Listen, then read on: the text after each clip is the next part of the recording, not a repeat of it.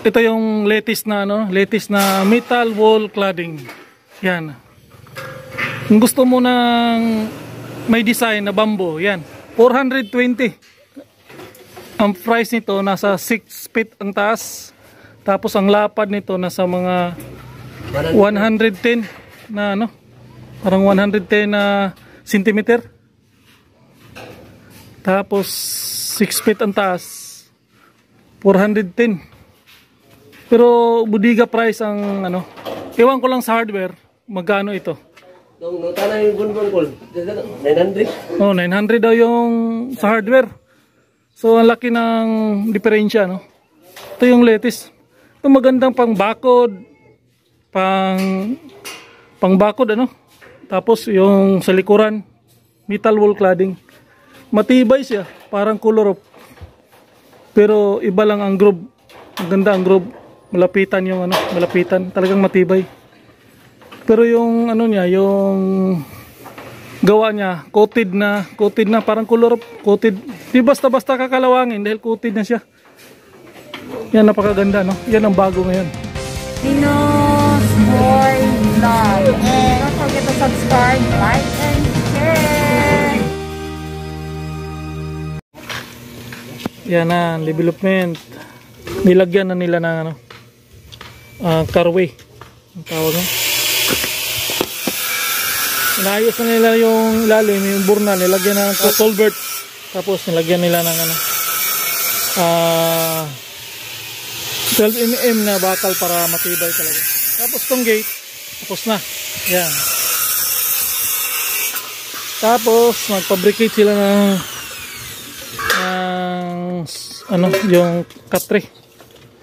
Yung tubular lang yung ginamit nila. Yung BI pipe lang ginamit nila para makakatipid kasi mahal masyado yung galvanize. Tubular lang. Yan. Yan. Tapos mura lang yung pagpapagawa. Yung friendly price lang. Yan, kasi makakilala lang ang gumagawa. Pati itong gate yan.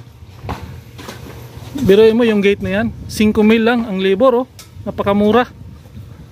Saan ka pa maghanap nito, Kakilala, pag may kakilala kang marunong magfabricate, ayun. Yan ang kausapin mo para hindi ka malalakyan sa gastos. Yan.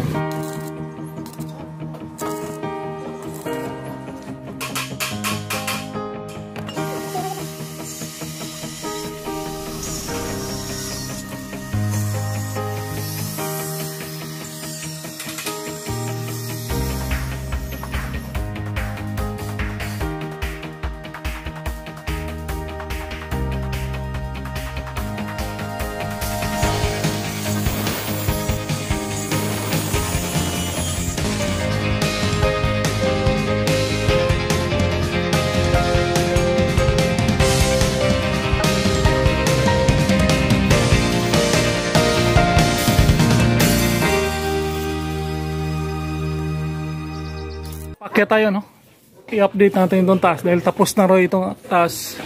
Pintura na lang kulang. Ayan, tapos na. I-cladding. Ayan. Okay, napakaganda Tingnan nyo nga naman mga kabayan. Sagat nitong simpleng boarding house. Ayan. Ngayon, makikita natin ngayon kung kaya ba yung init kasi nasa alas 11 na ng umaga. Ayan. Tapos na. Okay naman. Wala namang, kung simpleng tao ka lang na naghahanap ng paupahan na napaka secured, ay ito, okay na sa akin to. Yung nararamdaman mong init, may mga solusyon dyan, may mga paraan paano. Ito lang naman yung medyo konting init, itong pinakadulo. Kasi alas 11 na ng umaga, nandito yung init, matama. Nandito. Yan. Yan. Yan. So, lamig ng hangin dito. Preskong presko. Kung ako dito, madali lang ito. Pwedeng lagyan ng aircon. O kaya, yan ang plano na mangyayari. Bubutasan niya ron. Lagyan na ng lalagyan niya ng gelusin na maliit. Pahaba, ganon. Tapos tatlong salamin na gelusin lang. Tapos okay na ito. Kung may nagtatanong kung mainit, kayang-kaya naman. Anong natin mayari kung palalagyan niya, yun ang kakamali lang niya. Hindi nalagyan ng insulation yung bubong. Pero okay na ito, no? Yan. Pintura na lang kulang. Yan. Dito, ano ilalagay niya dito? Sticker.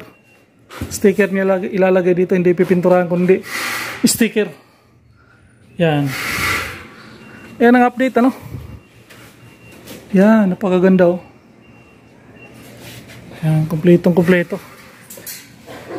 Yan. Sa mga gustong, ano, no? Sa mga gustong ito magandang negosyo, ano? Sa mga OFW na gustong magkakaroon ng simpleng hanap buhay, kahit na tumambay tayo rito sa Pilipinas, tuloy-tuloy yung kita, may pagkakitaan, ano?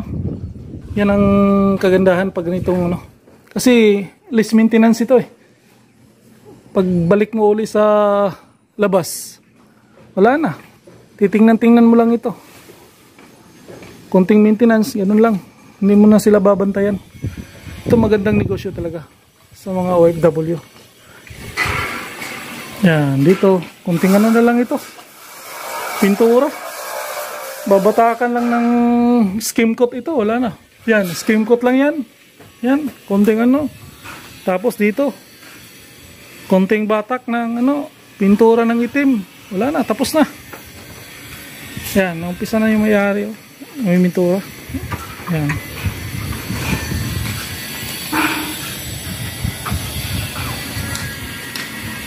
Asbado mo dero, no? Awa din nagkikuadaan. Wala.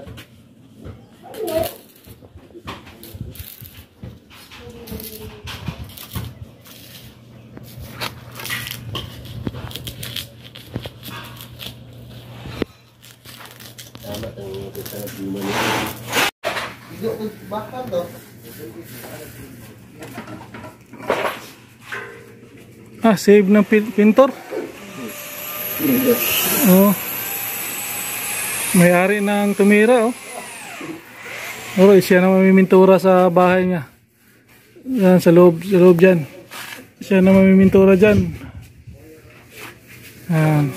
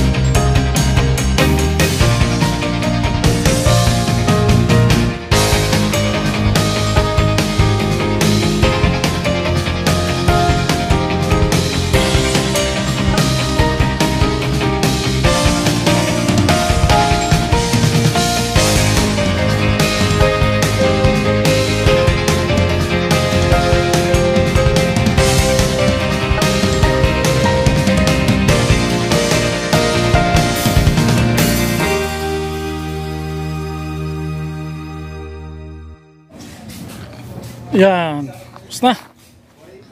Napakadali, oh. Yan. Galing ni Potro, oh. Saglit lang, oh. 2 oras tapos na. Yan. Ilan sako, Tro?